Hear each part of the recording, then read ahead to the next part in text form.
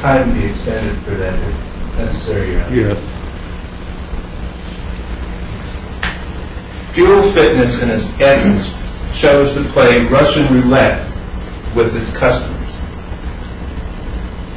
You don't know when a person is going to get hurt, but you definitely know that you have a danger that can cause a person to get hurt. You cannot just ignore it. And the law says that you have to put them on notice of it and warn them or make it safe. The burden of the choices that should be on Fuel Fitness, not on the customer who took the bullet. Fixing the guard helps future customers, but not the customer that took the bullet. In other words, nobody else now is going to have to go in there and have a gap along the top that nobody can see because it was fixed. But the fixing of it doesn't help the person who was hurt. Not until Fuel Fitness is made to pay full and fair measure for the harms inflicted upon its customer can things be set right. Apologies don't solve things. You could issue an order, if you had that power, that Fuel Fitness call Bonnie up every single day, 9 o'clock in the morning, and say, Bonnie, we're sorry, we apologize for what happened here. But it doesn't do anything to set things right.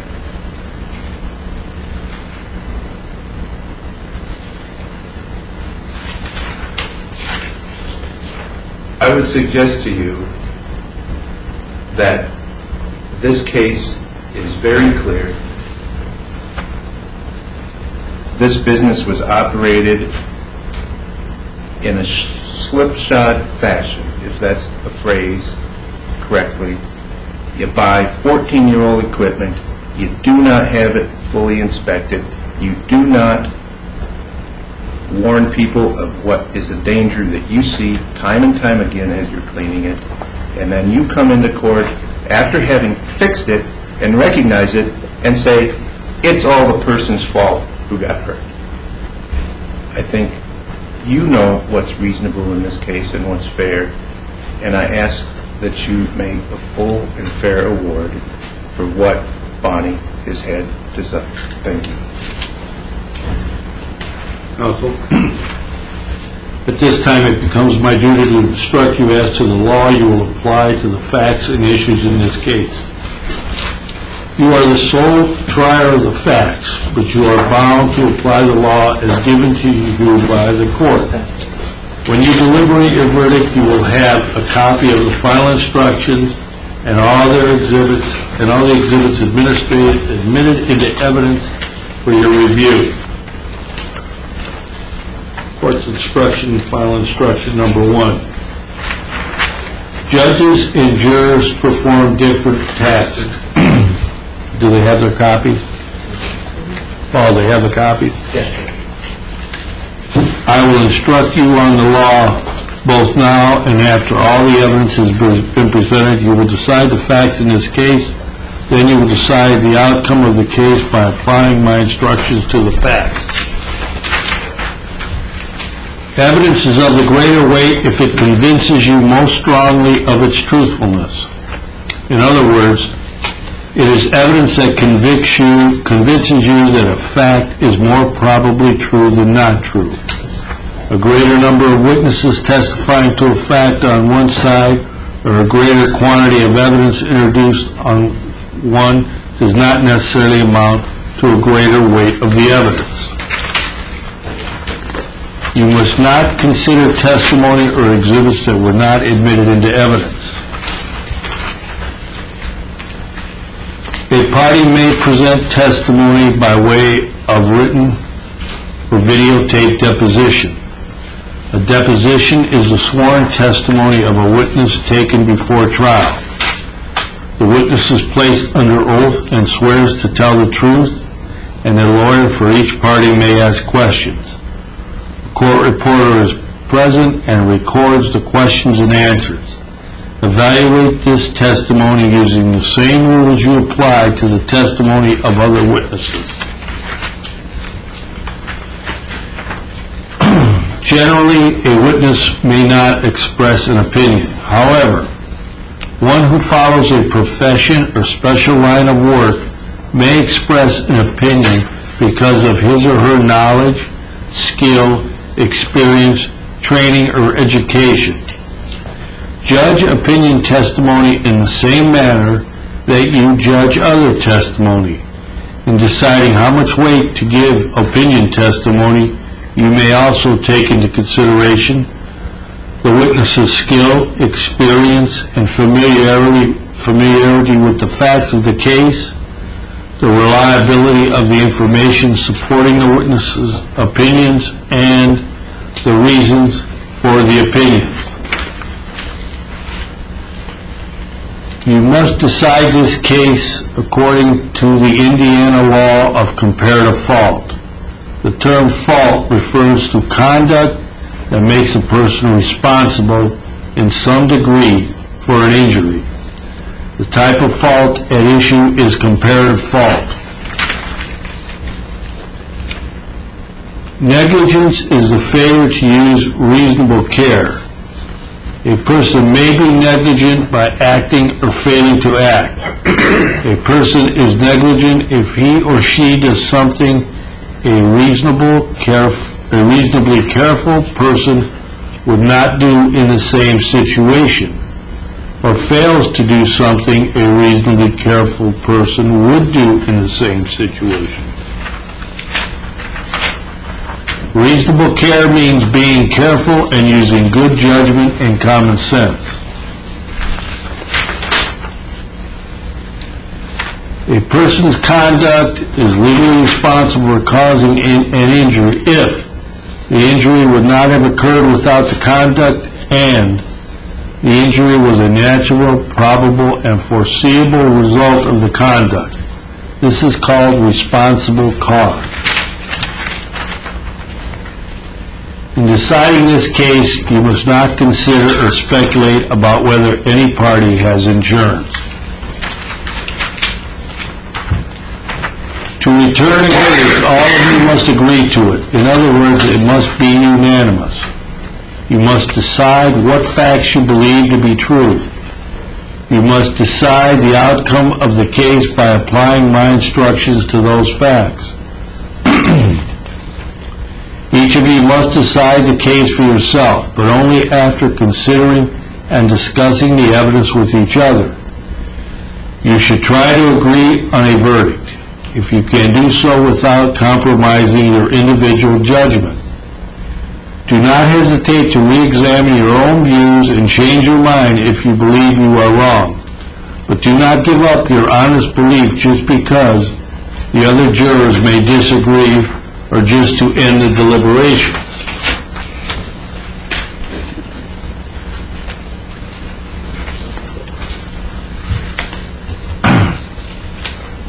When you return to the jury room, select one of your members as the presiding juror to manage the deliberations. No one will be allowed to hear your discussions, and no recording will be made of what you say.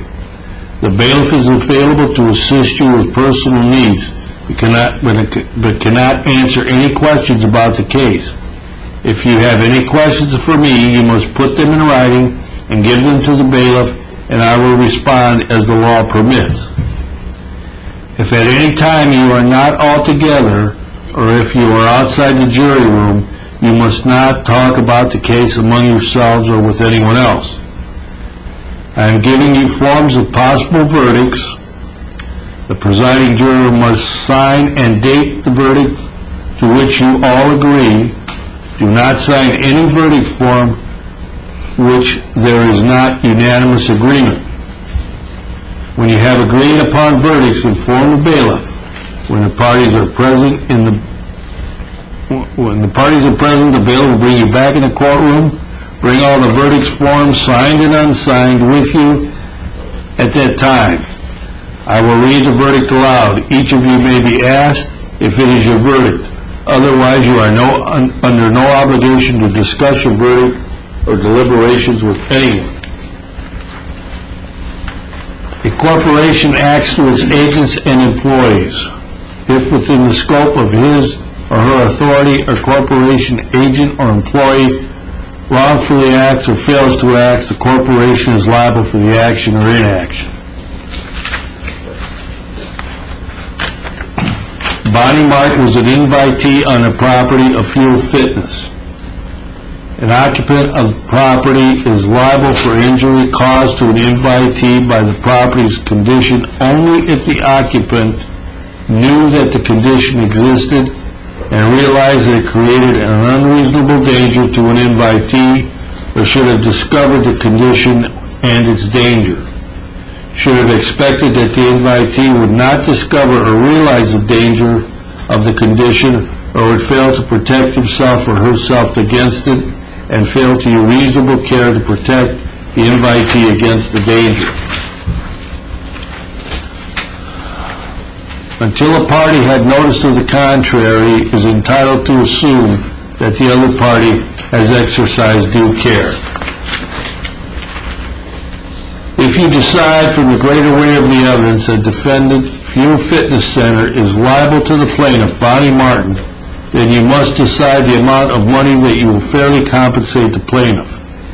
In deciding the amount of money you award, you may consider 1. The nature and extent of the injury and the effect of the injury on Bonnie Martin's ability to function as a whole person. 2. Whether the injury is temporary or permanent.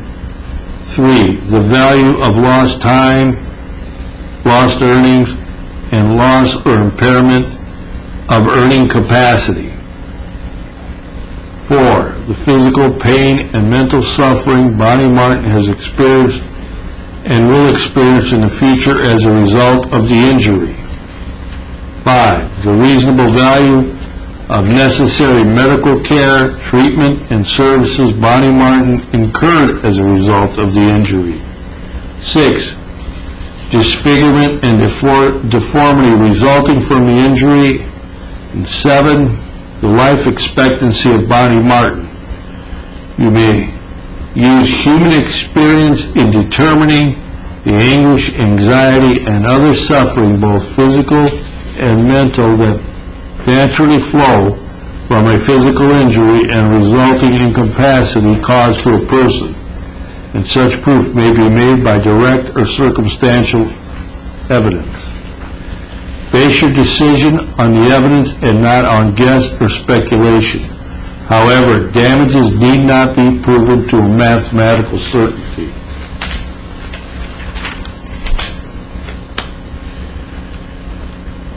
It was a duty of the defendant to make such inspections of the premises as a reasonably prudent person would have made in view of the circumstances prevailing on the day of the injury of Bonnie Martin. Plaintiff Bonnie Martin has asked you to award money based on her life expectancy. According to the U.S. Life Table for females of 2006, the life expectancy of a female person 53 years of age is 29.7 years. This is evidence you may consider in determining the amount of money to award, if any.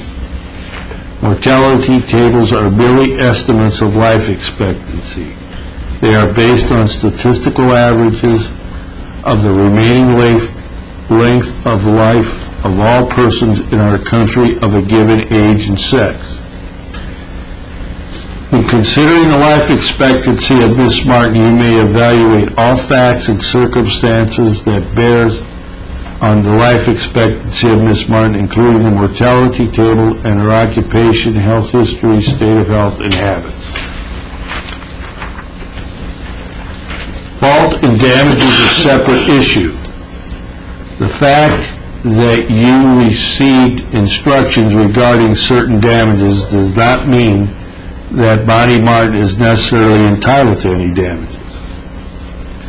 In addition, the fact that a lawyer the lawyer for Fuel Fitness may have discussed the subject of damages is not an admission that Fuel Fitness was at fault, or that any fault by Fuel Fitness was a legally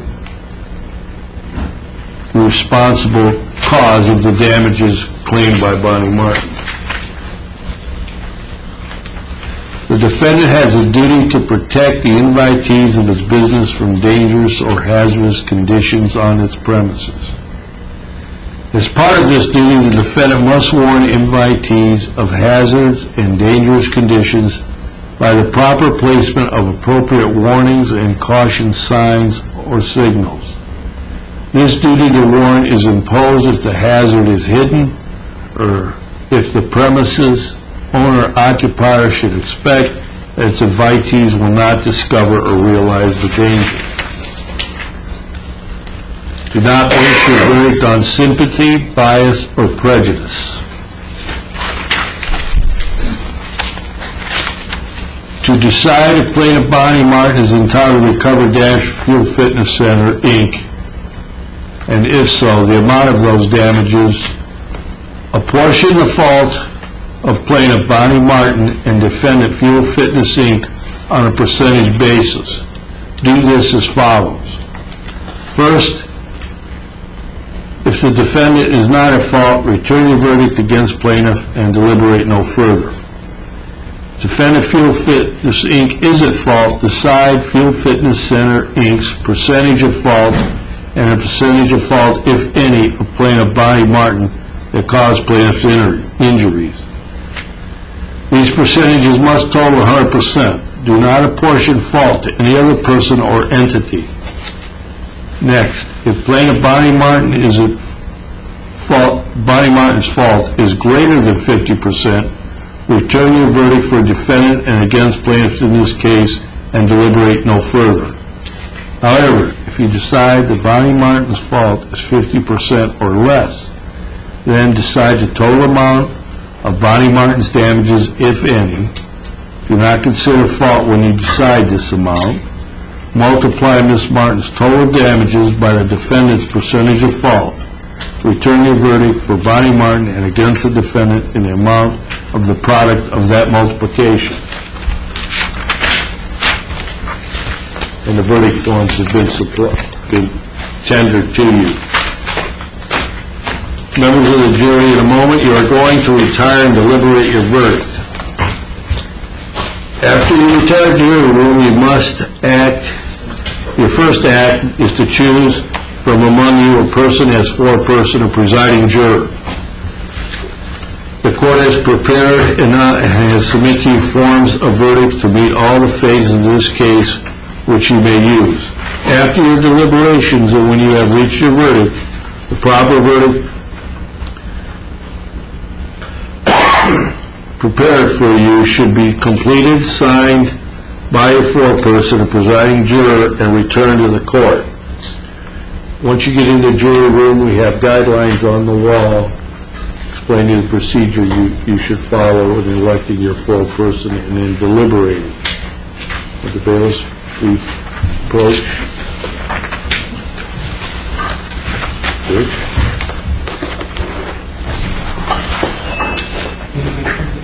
I got to swear you in. Thank you, Bailiffs here. Mr. Novak and Mr. Dinkovich, will you please raise your right hands? Do you solemnly swear or affirm that you will take the jury to a convenience place for deliberation, that you will not communicate within yourself with regard to this case or allow others to do so? Ask them if they have agreed upon a verdict, and they having done so, you will return them into open court, so help you God? You may now escort the jury to the jury room